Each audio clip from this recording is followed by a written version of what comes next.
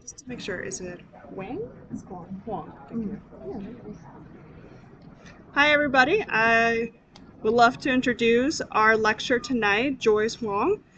She is an associate professor and director of graduate studies with the Department of Architecture at University of Buffalo. She is also the founder of Ants of the Prairie, an Office of Architectural Practice and research that focuses on confronting contemporary ecological conditions through creative means. For over a decade, she has been developing a series of projects that incorporate wildlife habitats into constructed environments. She's a recipient of the Exhibit Columbus University Research Design Fellowship, the Architectural League Emerging Voices Award, the New York Foundation of the Arts Fellowship, the New York State Council of Grants, Independent Project, and the McDowell Fellowship. Her work has been exhibited at the Matadero in Madrid, the Venice Architectural Biennial, and the Rotterdam International Architecture Biennial, among other venues. Her projects and writings have been featured in publications such as Curved, Good, Praxis, Azure Magazine, Architect Magazine, Architectural Review, AV Proyectos, Bracket, Monu, Biophilic Cities Journal, Volume Magazine, and Next Nature. She's the co-organizer of the Hive City Habitat Design Competition and the co-editor of Beyond Patronage, Reconsidering Models of Practice, published by ACTAR. She's on the steering committee for the U.S. Architects Declare and serves as a core organizer for Dark Matter University. She received her post-professional Master's of Architecture degree from Princeton and a Bachelor of Architecture degree from Cornell, where she was awarded the Charles Goodwin Sands Memorial Bronze Medal. And I'm incredibly excited for Joyce to join us today in this lecture. So thank you for joining us. Okay, thank you, Stephanie, for the wonderful introduction and for inviting me. And it's also super nice to see some old friends, Vanessa and Camille, and really nice to be here with you all. Can you hear me from back there? I can never really, is this okay, or should I be shouting more? Okay. So the title of my talk is Architecture for the Collective, and I'm going to sort of start by explaining this a little bit in terms of how I frame my approach to architecture. So as you know, in our discipline and field, we're very familiar with the notion of clients, right? And outside of clients, we understand users, so people who are, using buildings, but not necessarily the kind of so-called clients. But outside of that, there's a kind of third realm that I like to think about, which I've been kind of thinking about as publics. And these are those who are impacted or affected by architecture and its consequences, but aren't necessarily thought of, don't necessarily have a voice in its processes, and so on. And in the work that I've been focusing on for the last almost 20 years or so, I've been thinking about specifically animals and as part of the world that we live in. So when we think about buildings and urban spaces, obviously most of the time we're not thinking about animals. And in fact, I think we often see kind of an exclusionary attitude toward animals and thinking like in, I don't know if you're, yeah, okay, just want to make sure you're seeing the same thing I'm seeing. We don't necessarily like to see them as like part of our built spaces.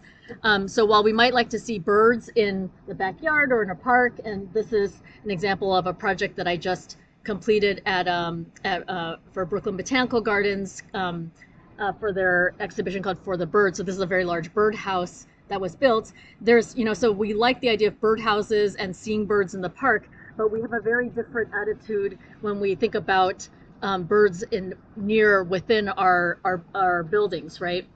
And so the artifacts that we design speak to this kind of conflict of attitude that we have toward animals, that we as humans have toward animals. So on the one hand, we'd like to, we have these kind of cute birdhouses, but then on the other hand, we have these, exclusionary spikes.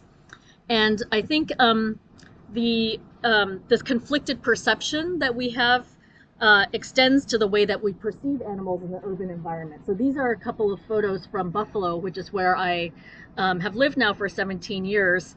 And even though, as you know from, COVID and from other places that I'm sure you've been, oftentimes when spaces are left under-maintained, you see animals like flora and fauna starting to take over. So in a way, the fact that we share the world with other creatures is something that I think we need to take more into consideration in the way that we think about the world.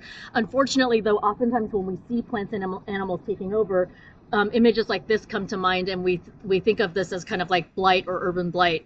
The image on the right is actually a biologist that I worked with, that I collaborated with, who I went for a walk around Buffalo, and she was sort of pointing out all these like little crevices in these in these dilapidated buildings that she was kind of saying were really good for small animal habitat. And so the conflicted perception that we have toward animals, I think, is an issue given the biodiversity crisis that our planet is facing. Living Planet Index says that global decline of biodiversity has gone there's been a global decline by 68% from 1970 to 2016. And so these are some of the kind of broader issues that I'm really interested in thinking about my work. Now, 17 years ago, when I first moved to Buffalo, I started doing a lot of walking around and looking at the city. And one of the things I started kind of looking at was just like all the kind of vacant spaces and also all the kind of buildings that I started to imagine like what would happen if you started to think about these kind of like abandoned buildings as places that could, where you can make a facade where, where animals could start to kind of inhabit these spaces. And so during that time, I started daydreaming and doing these kind of collages where I was imagining, transforming a building facade into an inhabitable space for animals. So these are some really early sketches. And around the same time, I started thinking about doing small scale installations. So this is called Bat Tower. This is the first small scale installation that I did in 2010. Here's some more views of it. And the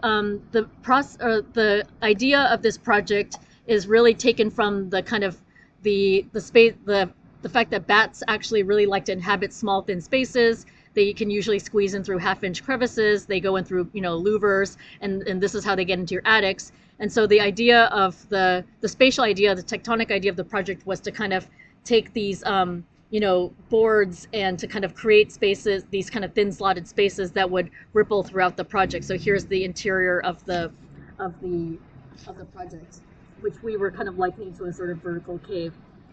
And here's some interior views and also some thermal imaging views looking up. And of course, we were thinking not just about bats, but about the overall ecosystem. So when you're designing for animals, as some of you might know from your studios, you're not just thinking about the one species, but you're thinking about the entire web. And so we thought about vegetation that might attract the insects that would attract bats, and kind of included those at the base of this project as well. And here's some views of the team sort of assembling the project. And one of the kind of fun things about this project as well is that during the process, just to kind of cut down on costs, I ended up like learning how to operate a rough terrain forklift. So that's me doing that. And here's the final project.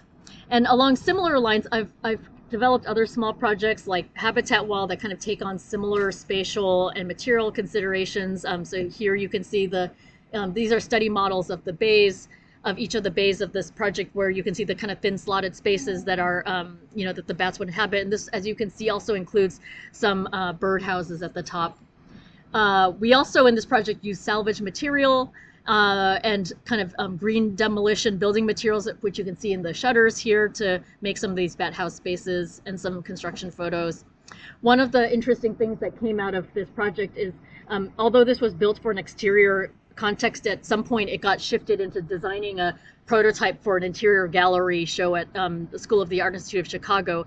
And so at the opening of the SCIC show, there was a guest who was basically kind of lying down on the floor looking up into the space. And I just thought it was so interesting because of this idea that that she was trying to experience the world as if she were a bat, like looking up into these habitation areas.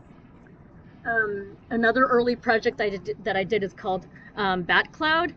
This was done in 2002, and the idea of this project is that it's kind of like a floating mass hovering in the woods, in a place where you wouldn't necessarily see it from afar. It might seem like a kind of cloud of a kind of shimmering cloud, but closer up you can see that it's a series of pods.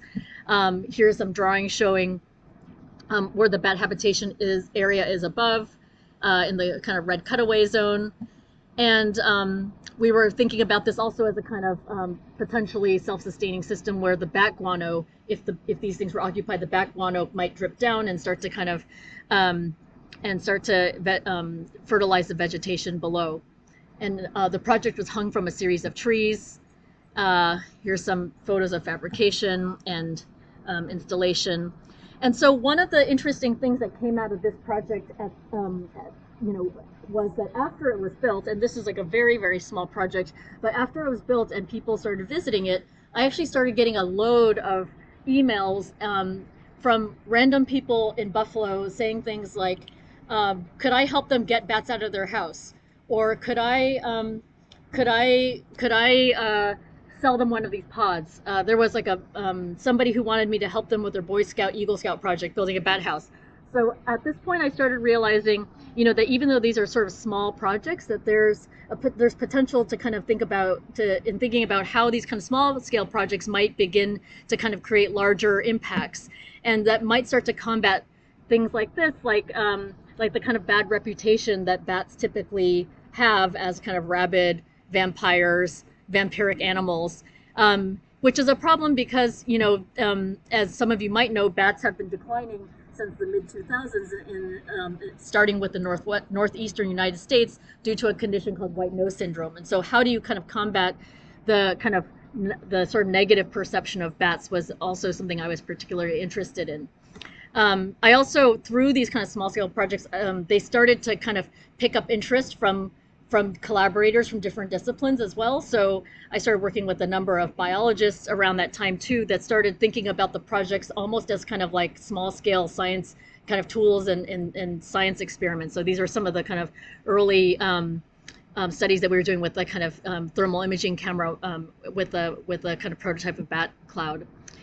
And thinking also about the kind of potential impact of these projects, I started to think about how architecture could potentially be a form of activism as well. So thinking about the idea of like bird-glass collision, most of you probably know that birds, when they see transparent or transparent windows, typically they can't see them, and so they usually crash into them and die. And this is like one of the leading causes of bird deaths in urban areas. There's already a number of like built. There's a lead pilot credit for bird safety, for bird glass safety. There's a number of guidelines that are being developed. There's even material that is a kind of UV reflective coating pattern that you can see on the lower right, which is something that birds can see but humans can't see. But I was interested in exploring this idea through creating a much more visceral kind of glass pattern. This is a project called No Crash Zone, which was also developed for SAIC in Chicago, and this was basically meant to be something that could be seen as that would reflect on the kind of conflicted nature that humans have, wanting to basically see a framed view looking outside, but also wanting a clear view outside, but also wanting to protect birds from crashing into glass. So here's some drawings of that window and some more photos of that window. Along similar lines, I did a project called Bower. This is also another installation for birds. This basically a series of fragments across the landscape in Buffalo. As you can see through at the top, there are a number of bird nesting boxes. The idea of this is that they would sort of reflect some of the kind of vernacular proportions and kind of construction of like the houses in the area as kind of like these partial building fragments scattered around, but there'd be bird houses at the top. But you can see that there's also a number of glass kind of glass panels that are being held in place, almost like windows. Each of those windows has original drawings by an artist that I was collaborating with named Ellen Driscoll from New York City, which depicts local birds and local vegetation. So I'm going to actually sort of skip this project, but I think one of the main takeaways from this project, because there's a number of projects at the end that I actually want to show that are a little bit more current, but one of the takeaways here is that I was essentially analyzing zoning in Buffalo at some point, and I started to realize that there was a condition of the old zoning code that basically said that any boundary between residential and industrial areas uh, has to have a setback of 100 feet or so on the industrial side if there's a kind of if there's certain types of program.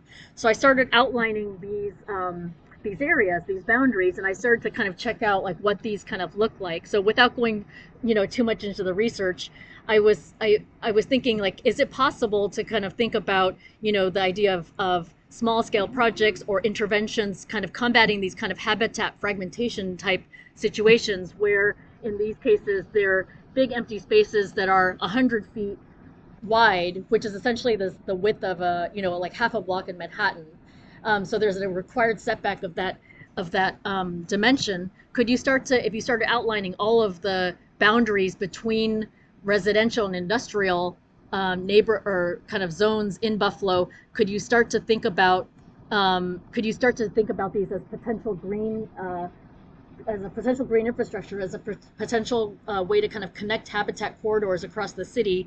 So thinking about not just creating parks, but also thinking about how you might start to mine the code to create habitat walls or small scale interventions that can start to kind of start to create opportunities for animals within the city. So this was a kind of another sort of daydreaming sort of research project that I was developing at the time to think about how these small scale projects might start to amplify and start to create larger impacts.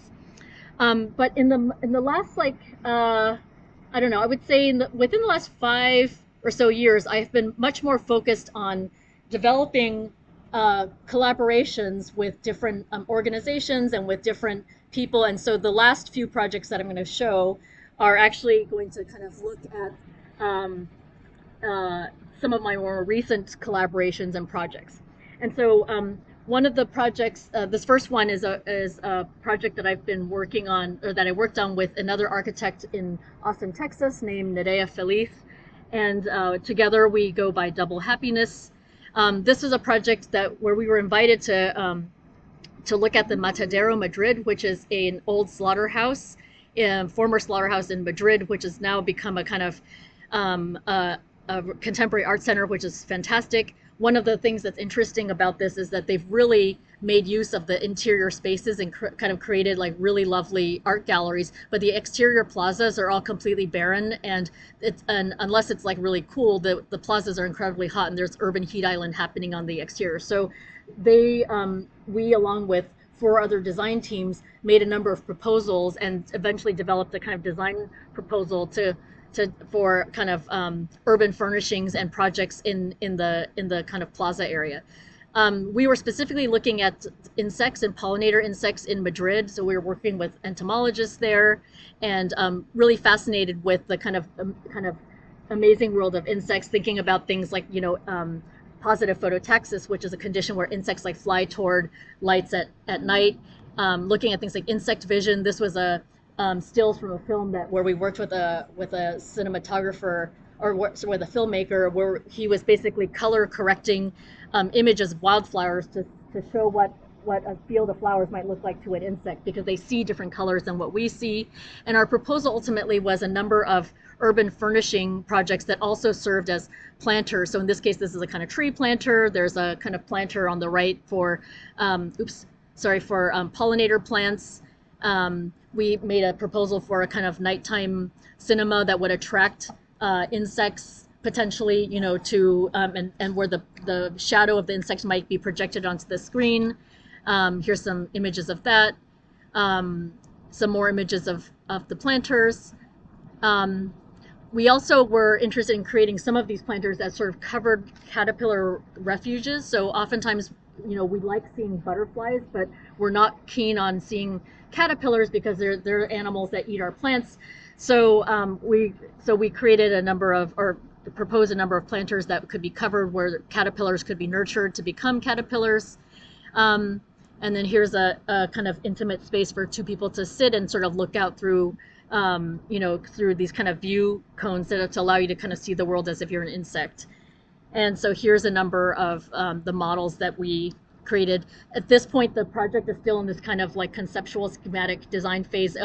There was an exhibition in 2019 at the Matadero, and at that point they were starting to look for fundraising. and we know how that goes. So we're sort of like seeing if there's any kind of further movement on this, but that was a really fun exercise as well. In 2019, I also collaborated with an ecologist in Australia, as well as a digital designer from Australia National University named Mitchell Whitelaw. And together we developed a project called Life Support. And this was something that came completely out of an academic conference, and then kind of spun into a project that was ultimately funded by the Australian government. So this is and I, without really getting into the kind of details of this, it was a very interesting collaboration where I ended up even writing a paper about the collaboration at the end. But anyway, these are the two guys that I worked with, and one of the kind of main drivers of the project was that I was in Australia for an artist residency, and at that time there was this tree that was going to be removed from a residential neighborhood. And the reason that the tree was going to be removed is because it was deemed to be a danger to the residents. Like the branches were falling, and it had sort of hit one of the roofs of the neighboring building. And so, and this is apparently a condition in Australia that's quite normal. There's a lot of trees on their kind of removal list apparently, but the ecologist Darren that I worked with had done his PhD research on the ecological value of very large old trees, and so he sort of said, okay, well, we have this opportunity, rather than having them cut this tree down into a million pieces and making it into firewood, could we like try to kind of get this tree removed in as few pieces as possible, and then make a project out of it. And so essentially that's what happened.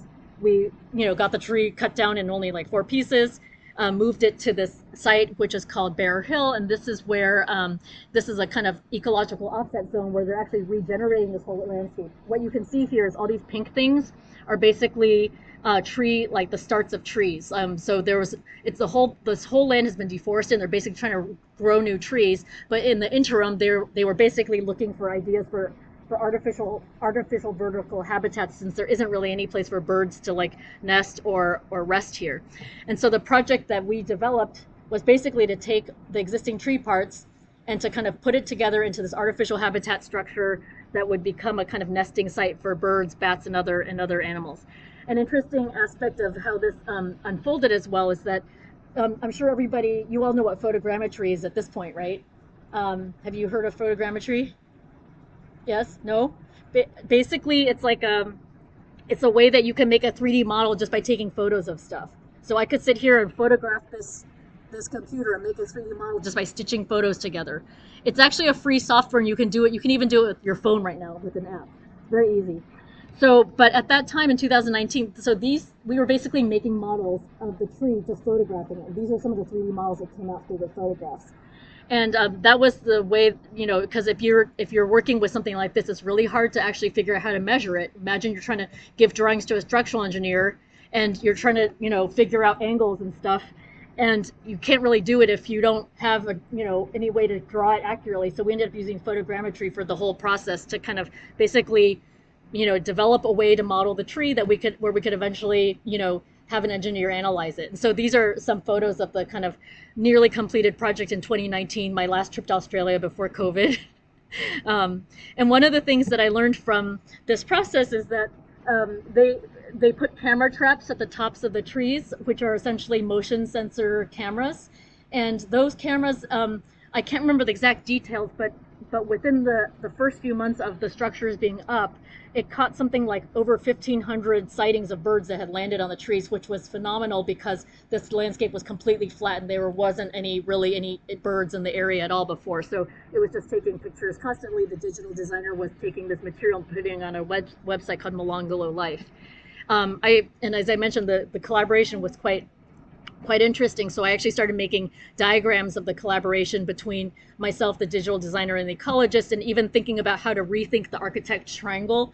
So most of you in ProPrac probably have seen the architect's triangle, where it's like contractor, client, contractor, client, and architect at the 3 points of the triangle, right?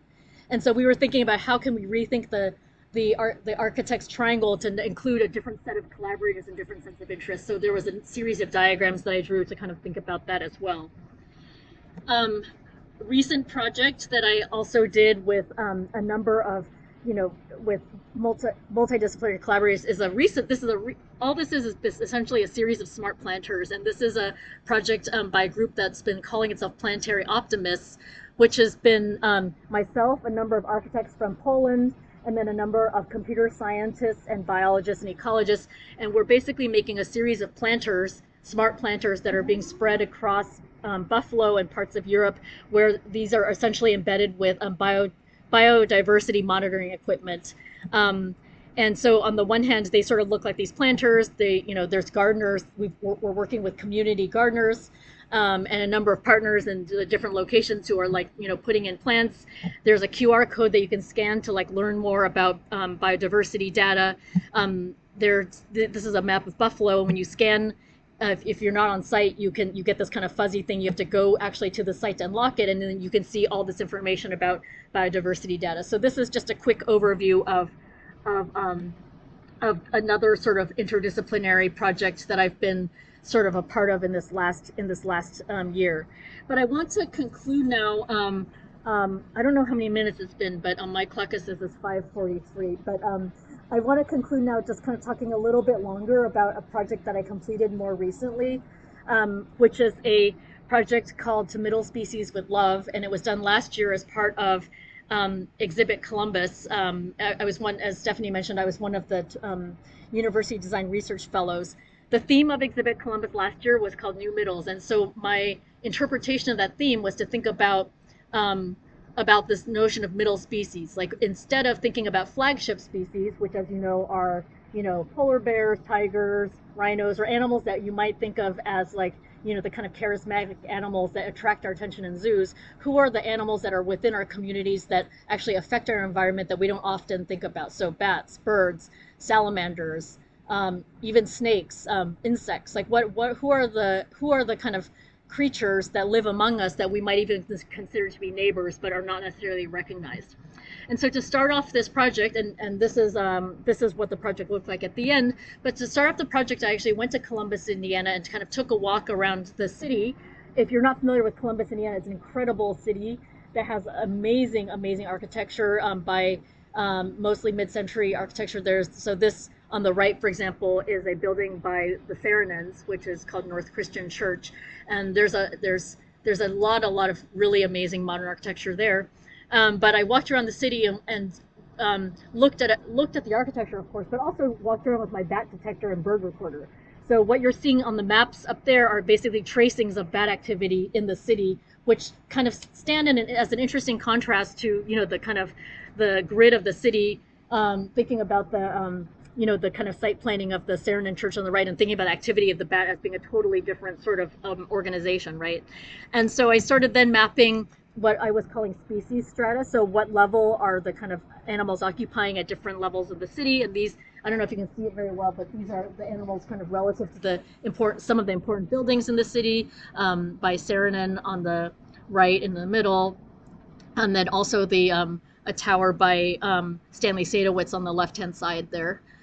Taking the idea of species strata, I developed an idea where the kind of tops, where it was essentially a project where the tops would be structures that could be created for birds and bats, and that below there would be kind of boulders or stones that could be spaces for small terrestrial animals and amphibians, and that these would be a series of towers mostly modeled after what you see in the sketch on the right is basically a thing called a rocket box bat house, which is a telescoping bat house that's been proven to be effective for Indiana bats. So that was the kind of main idea of the project. And so, given the site that I was on is called Mill Race Park. It's by an architect, landscape architect named Michael van Valkenburg, and there's a tower. All the structures are by Stanley Sadowitz. And so my intervention was essentially to create a series of 9 towers that would all be bat houses, and at the top, bird perching areas at the top, and the kind of boulders for smaller animals below, adjacent in an area adjacent to the Sadowitz Tower that would reflect the kind of character of the Sadowitz Tower slightly as well. The project was located along the confluence of 2 rivers, and so that meant that that the project had to really kind of take on the kind of river ecology. This was also an area that was quite low and was prone to flooding as well. So that was also an important consideration, was to look at the kind of animals and the kind of aquatic animals, the amphibious animals in the area.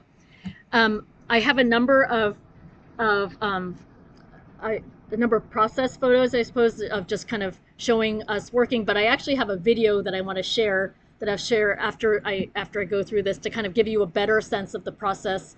And I'm showing this also in terms of the thinking about the kind of collaborative work, or trying, at least thinking about the kind of collaborative engagements that I've been much more involved in recently, and how as an architect, I'm not, and as an academic, I'm not just sort of like working for clients, but also trying to kind of work with a number of individuals and organizations to kind of develop project out of relationships, I would say.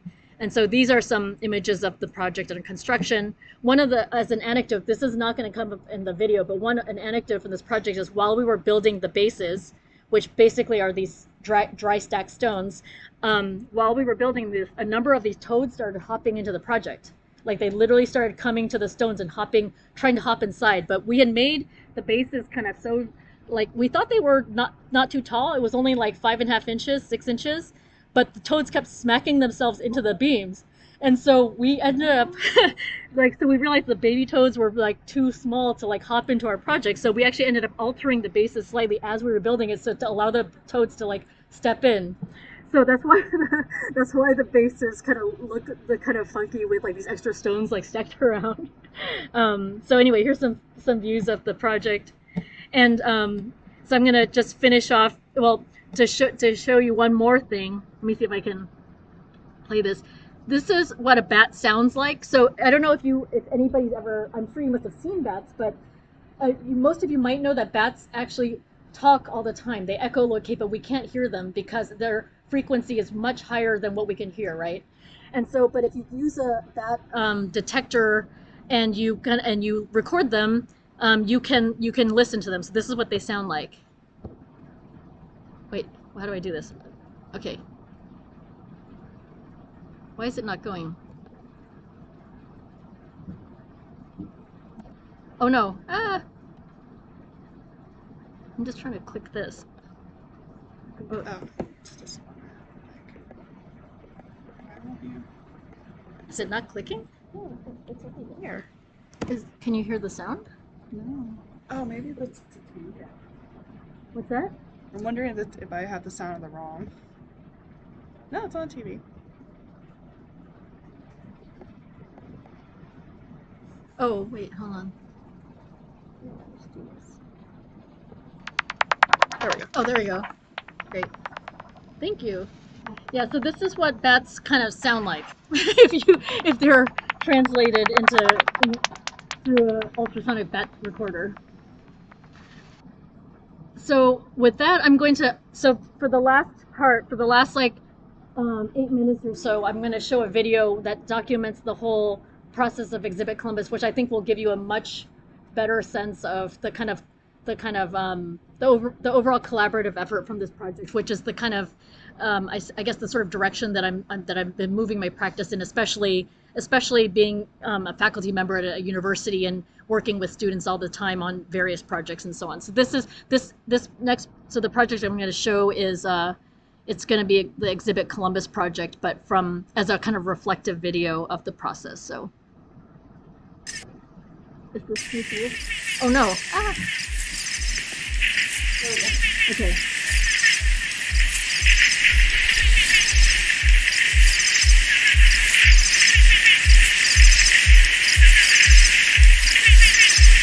Can you hear it?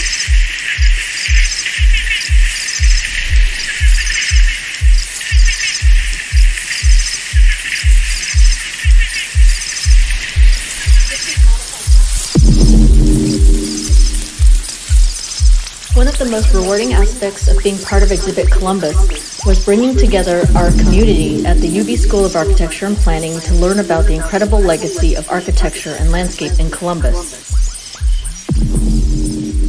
In the early phases of the project, I engaged a number of student groups to work with me in exploring and researching the city. Early participants were students from AIAS, American Institute of Architecture students, UB NOMAS, National Organization of Minority Architecture Students, and AASAP, African American Students of Architecture and Planning. These students worked with me back and forth between Zoom and in-person model building to develop and visualize the first design ideas. My graduate assistant, Nicole Sarmiento, played an enormous role in really developing the design of the project throughout the spring semester. Mark Bajorek, our structural engineer and my longtime collaborator in Buffalo, was a critical part of our team as well. In tandem with the design process, I conducted a graduate studio that looked at Columbus and asked students to research the city and develop speculative proposals to amplify habitat for middle species in the region. As a compendium course, my colleague Gregory Delaney taught a seminar that explored the landscapes of Columbus through research and drawing.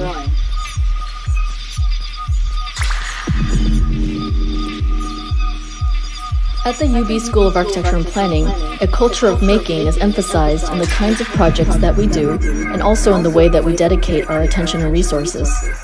For Exhibit Columbus, I was keen to explore the culture of materials, not only in terms of their performance, but also in terms of life cycle and sourcing. So, early visits to material suppliers, such as Estes in Hope, Indiana, as well as looking at the Indiana hardwood industry, influenced the material ecology of the project.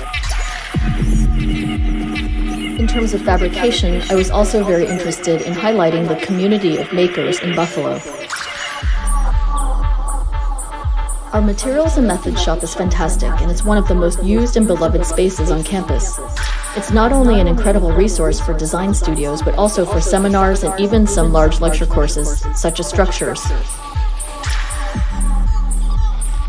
Our shop manager, Wade Georgie, is really the secret ingredient to making design-build projects happen. For our project, he not only coached us all in welding, which was pretty much new to everyone on the team, but he also fabricated critical components, and in the face of some of the supply chain issues that impacted our schedule, Wade also helped us secure a good part of the lumber that we needed to construct our project, and he even donated some decade-old salvaged steel from a past design-build project at the school. In addition to 3 members of our original team, a number of additional students and alumni pitched in to help us fabricate the project throughout the summer. The installation process in Columbus was supported and really made possible by the local community. We were amazed by the level of care and attention that Vince Rubio and his team from the Department of Public Works put into all of the installations. And we are very grateful to Tim Coomer and his team from the Millrace Parks maintenance crew for all their help.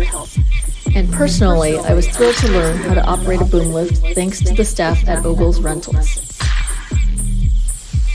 Additionally, we were energized by the enthusiasm of all of the volunteers from Columbus who helped out, including the Environmental Club of Columbus North High School.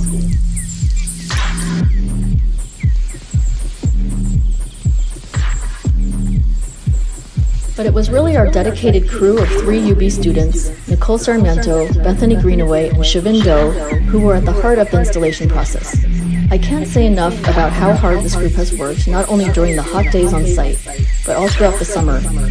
Additionally, we are so grateful to colleagues and friends who made an effort to join us for a little time in Columbus to lend a hand. Greg Delaney, Albert Chow, Lisa Ramsberg, and John Pipkin.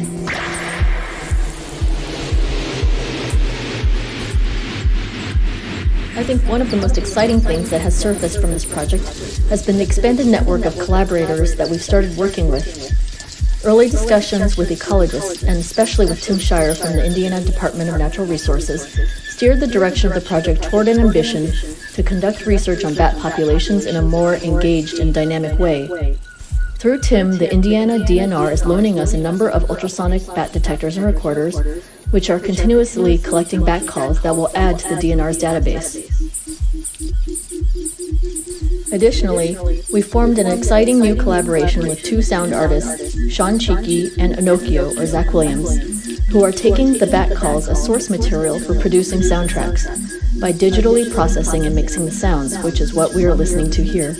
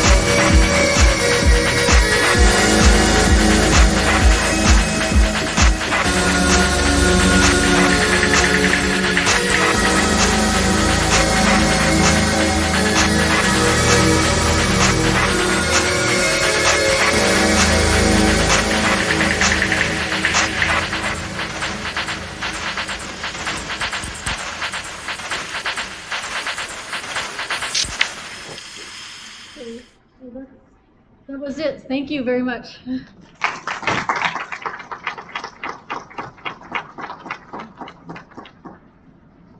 I take questions? How long was that installation going to be up? It's actually, it was supposed to be up, it was supposed to come down technically in November, but because of the fact that we were trying to test out, you know, some of the ecological kind of qualities about it, the DNR actually wrote a letter asking for it to stay up longer. So it's still up right now. The another kind of part of the story is that because they didn't find any bats like living inside it when they were doing a survey. So now I think some donors in the area are going to buy them. So now they're being distributed. There's a plan to distribute to like some donors and then also to some local parks and pollinator parks and stuff. So that's all in the works right now. But yeah, they're still there right now. But, yeah. I think just expands sort of the concerns of the architect in your election, which is fantastic.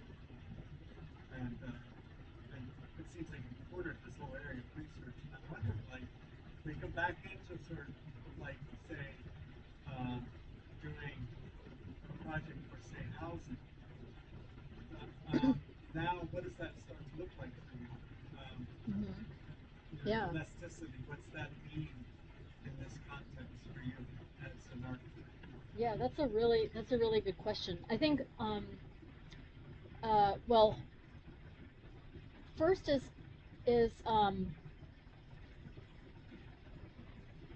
I've actually bought a vacant lot in Buffalo, so I'm kind of like I'm thinking about actually I've started the process of like, you know, imagining a house studio for myself that will take in some of these ideas. But I think that just in terms of like say designing a house or housing, I think one of the considerations that I'm trying to kind of think through, at least in the building that I'm designing for myself, is like how we design the exterior envelope and how we like, is it possible to say, for example, create a space between like the envelope of what encloses us and what encloses a kind of semi-enclosed exterior space, for example, And could that semi-enclosed exterior space be something where where it's oriented in such a way where all of the things that we see as kind of nuisances might be controlled in a different way. So, for example, you know, bird crap, for example, like that's always the biggest issue. It's like, oh, you don't want your pigeon there because there's crap. So then, but if there's a way to kind of design the exterior space where such that there's, like, say, a garden or something kind of in the space where you would normally be seen as a nuisance, that would kind of eliminate that as an issue because it wouldn't be seen as a problem. Instead, it might be seen even as a benefit because it's fertilizing a plant. So I think one of the things is just trying to coordinate relationships between inside and outside and how that coordinates with like other kind of external environmental questions. So, but yeah, I mean, but that's a great question, and I think about that all the time because I'm trying to figure out how to do this myself for my property. So, yeah, yeah.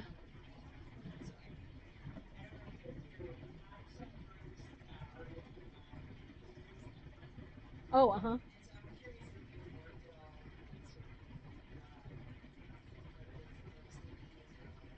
Yeah. Yes. Yes, yes, I can. And actually, because of the limited time, I took out the bee project, so I have a, so I actually do.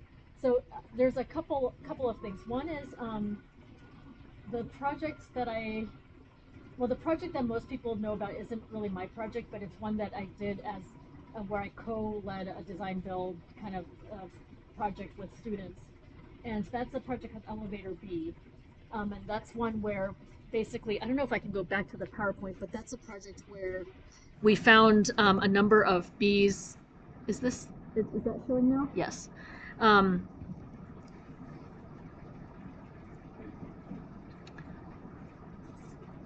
okay. So basically, we found this condition in a building, and the building owner actually wanted to renovate this building and was going to have this whole thing removed. But rather than having it removed, some of the faculty in our department instead decided, we were like, oh, should we make a competition for students to design a bee house instead? And so then that turned into this whole like semester long thing where students were designing proposals to have this, bee habitat. So one of the things we learned, I'm not sure like what you all need to know about this, but like, is that it's really like in order to move this hive to the new habitat, we actually use a shop vac to suck all the bees out, and then and you have to capture the queen. Yeah, and only the queen. If the queen goes somewhere, then every other bee will go. Right. So you're like, so we shot back. Actually, I didn't shot back, but the beekeeper shot back, and then spit all the bees out into this kind of into the project that the students built. And fortunately, the queen was in there. So even though the box itself was like, it's a relatively neutral cypress wooden box, if it's like warm enough and there's enough holes for bees to kind of go in and out and so on, that if the queen is in there, they'll start building a hive. One of the things we learned about the project, we actually put a glass, the students designed a kind of glass ceiling that was the kind of lower enclosure of the beehive, where students would like look up and, or not students, but people could go in and look up and see the beehive above. We found that in Buffalo, that glass made it too cold, so we actually had to put a wooden um, panel on the bottom where you could pull it down to look up and see the beehive. Um, so that's what we, I guess that's, and I didn't show that project, but the other thing that I think is important about bees is that it's not just honeybees, but there's also solitary bees that are really important. So solitary bees are not the bees that we typically think of. We always think about bees, honey, colony collapse disorder, which is like wiping out bees in California and other places.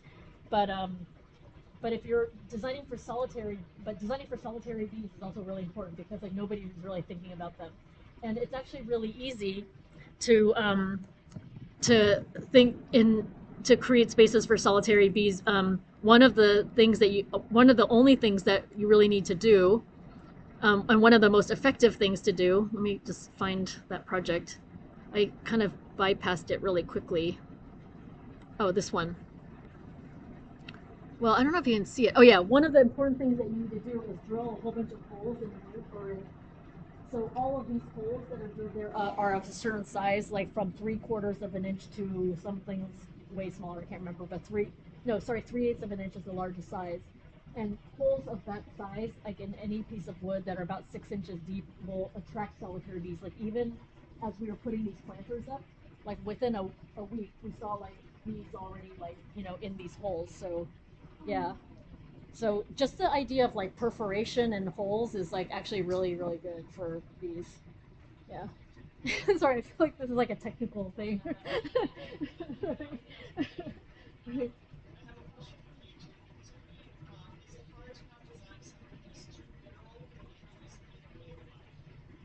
Oh, that's not too literal.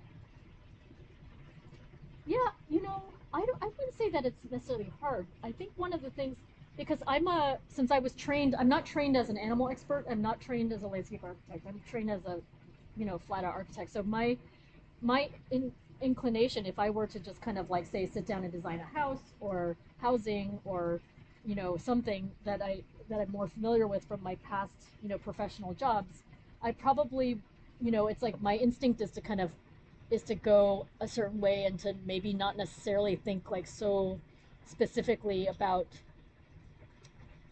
it's not about it's my instinct is not to be a landscape architect because that's just not the way that I've been trained. But I think that having done all this, now working in this way and thinking very closely along with ecologists and so on has made me sort of like rethink every kind of general design move that I make. So it's not so much that it's not that I'm sort of like, okay, I'm going to design for bats and it's going to look like this. It's actually more that I have to it's actually the other way around. I guess like a lot of times my inclination is to kind of almost be a little bit more formal sometimes because that's just the way that I was trained, and then to try to find ways to kind of like bring in some of these kind of conditions into like spatial ideas. So I don't know if that makes sense, but yeah.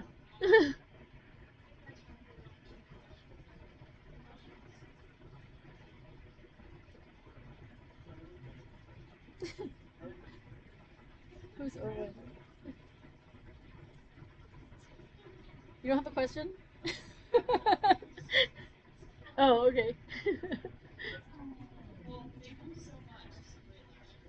Oh, great. Thank you.